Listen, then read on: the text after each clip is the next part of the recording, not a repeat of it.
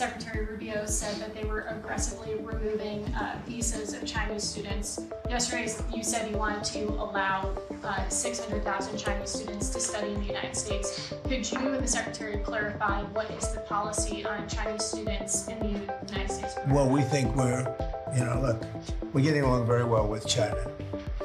And I'm getting along very well with President Xi. I think it's very insulting to say students can't come here, because they'll go out and they'll start building schools and they'll be able to survive it. But I like that their students come here. I like that other countries' students come here. And you know what would happen if they didn't? Our college system would go to hell very quickly. You'd have, and it wouldn't be the top colleges. It would be colleges that struggle on the bottom. And you take out 300,000 or 600,000 students out of the system. I like having, and I told this to President Xi, that we're honored to have their students here. Now, with that, we check and we're careful and we see who's there, and Marco wants it. We're in the same position. But we have a tremendous college system, the best in the world. Nobody even close. That's why China sends them here. Hello, Bobby Jones here for Midas Touch and Valor Media Networks. January 20th, 2025, President Trump took the oath of office to start his second term as President of the United States. And in that, he wasted no time in starting a war that is now being called the war on intellect.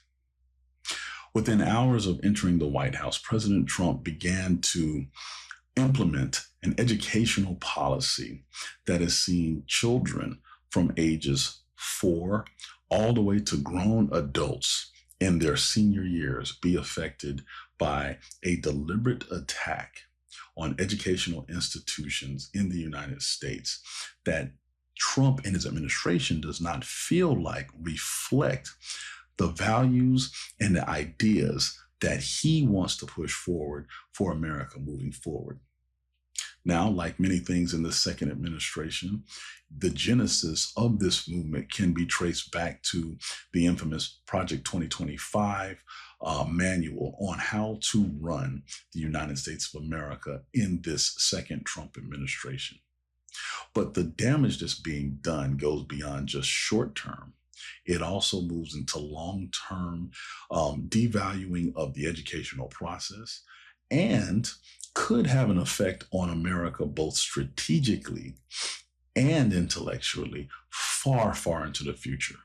In this video, we're going to talk about what has exactly happened since January 20th, 2025, who's been impacted and affected by it, and most importantly, what does it say long-term about the American public and its intellectual curiosity?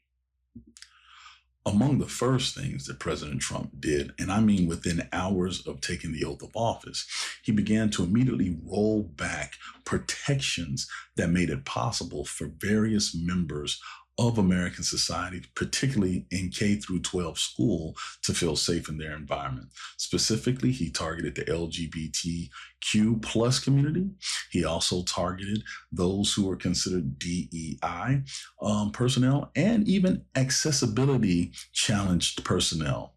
In some of the executive actions that he took, he made a point to roll back any type of mention or any type of special consideration for the LGBT community, as well as making it basically illegal for local, state, and federal educational institutional bodies to even mention DEI. They, of course, famously used AI to try to wipe out anything that mentioned DEI in federal government, but there were conditions to congressionally approved federal funding that President Trump had the Department of Education withhold unless local school districts basically pledged fealty to the ideas that Trump wanted pushed. Meaning, if you did actually recognize the historical and systemic racist issues the country has had to deal with, you then could be subject to a withholding of federal funds. And so you had school districts all over the country scrambling on how to deal with this issue. But the joke was on them, because come midsummer of 2025, federal funding in billions of dollars was withheld anyway. things that affected after-school programs, Head Start, reduced and free lunch programs, all withheld at the federal level. And the Department of Education led the charge. The same Department of Education that Project 2025 wants eradicated, the same Department of Education that Linda McMahon, i.e. the WWE Worldwide Wrestling Entertainment owner, is in charge of, and the same Department of Education that has already been gutted. Many people, personnel, subject matter expertise, all have been fired or forced into early retirement. And so what you have is a situation where the very arm that Congress established to make sure that funding went to the right people at the grade school level all the way into college has been gutted. And that same organization, with the few embers that it has left, has been used to make it harder for kids to go to school, for kids to be fed, for kids to get buses, for kids to feel safe in their environment. And if that wasn't enough, many kids are now having to deal with the threat of deportation as they go to school.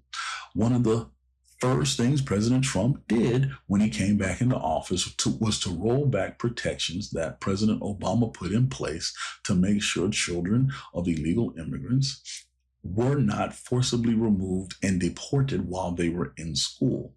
It was considered a safe haven for, kids to go to school without fear of being ripped out of their desk and taken away.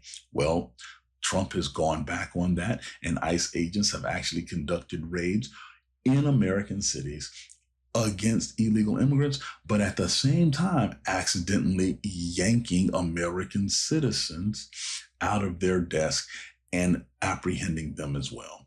It was such a thing that Los Angeles superintendent of schools had to sit there and hold a press conference to relay the terror that these children were facing. So after those traumatizing events, how do you expect children to go back in school and to focus on their schoolwork? Well, a lot of them haven't.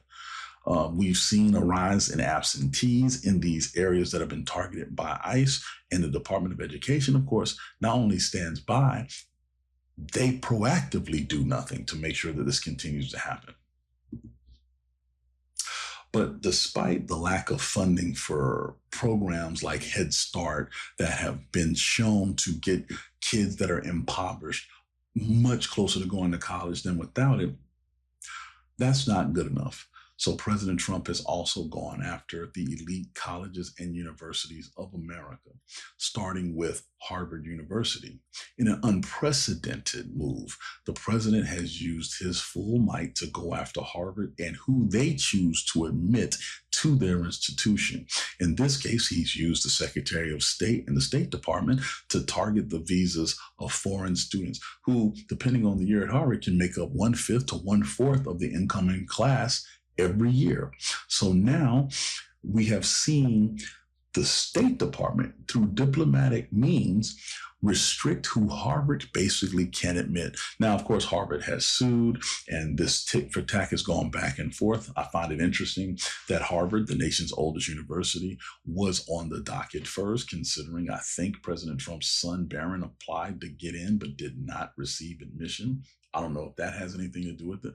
What I do know is Harvard, along with other elite universities like Columbia, have been targeted because of the lack of fealty to the administration's belief on how education should be ran. We've had 45 other presidents, and we have never seen a president take such a keen interest in a university's curriculum. It literally is the opposite of academic freedom. And in a strange twist of irony, the fact that the president has frozen grants that allow kids to go to college, that make it easier and more viable for them to go, we have seen the president do a 180 on immigration, specifically 600,000 Chinese students that he said he's going to allow to come in and study in the United States. 600,000. His rationale being all of them will be paying full price for tuition. And without that influx of cash, these colleges and universities in America will be in bad financial shape. Ironic, seeing that the federal government is cutting funding to those very universities that he's going to allow Chinese students to attend. Needless to say, the backlash from the America First movement, aka MAGA, aka Trump's base, has been swift and harsh. The fact of the matter is, they see it as Americans being put on the back burner in support of foreign students. And they're right. They're right. But at the same time, that same group is not mad about the grants that have been canceled that fund cancer research and other medical advancements and other studies that have helped make humans have a much longer lifespan or a higher quality of life. What's happening is universities abroad, outside the borders of the United States, have opened their arms, ready to receive basically the prize of America's self-inflicted brain drain. And finally, as we move up in age and we move up in complexity of education, America's military, one that used to pride itself on learning new things, approaching things with different perspectives, and going out of its way to stay and remain intellectually curious, that's gone by the wayside as well. Since Pete Hegseth, the Secretary of Defense, has taken office, he has ordered that America's military strategic thinkers, mostly flag officers, admirals and generals, and then senior officers, not attend security conferences, defense conferences, things where you meet with allies to discuss potential threats, how to deal with them, tactics and strategies on dealing with the threats that are currently in front of you.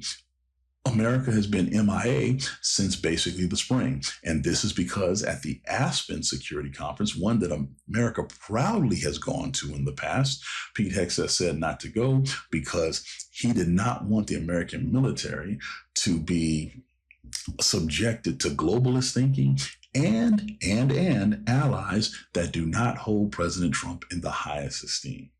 So what is happening now is the Pentagon is subjecting itself to more groupthink influenced only by Trump and the people who see the world that he sees it and not necessarily reality. Groupthink in any organization is dangerous, but groupthink in the world's most powerful military is asking for trouble long term. So to recap, we have seen a gutting of funding, a removal of personnel, and a restriction of ideas and thought at every level now of education in the American educational system.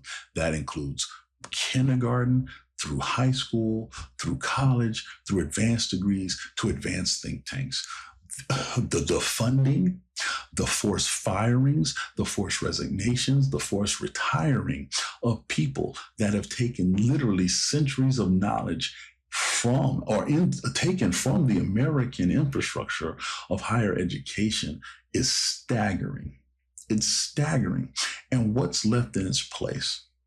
Emotional culture wars that in the long run, history is going to probably look back at us and say, what the hell were you thinking? I say all this because we are failing the youth of America with this thought process. We have made it now harder to get vaccinations for young people. We have refused to protect them from school shootings. And now we're taking away the very meaning of why one goes to school, and that is to pursue academic knowledge, to gain confidence in that knowledge so one day you can help better society. This has all happened in 8 months, where the United States of America, once looked upon as the place to go if you want to fully express academic ideas, has grown dark because of an ideological blanket that will take years for the country to recover from. Love this video? Support independent media and unlock exclusive content, ad-free videos, and custom emojis by becoming a paid member of our YouTube channel today. You can also gift memberships to others. Let's keep growing together.